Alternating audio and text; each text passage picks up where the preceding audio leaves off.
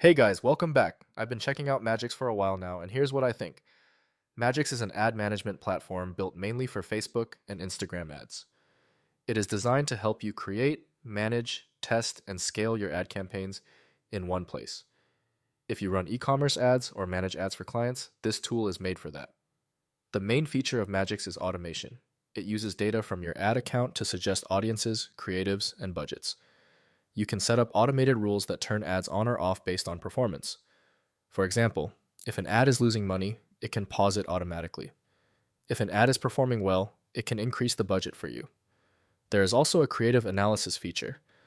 Madgicx breaks down your images and videos to show which parts are driving results. This helps you understand what style or angle is working best instead of guessing. The dashboard is clean but can feel overwhelming at first.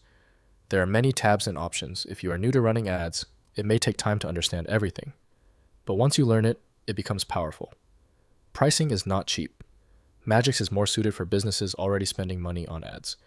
If you are only spending a small amount each month, it might not make sense yet. Support and onboarding are solid. They provide guides and training to help you set things up correctly.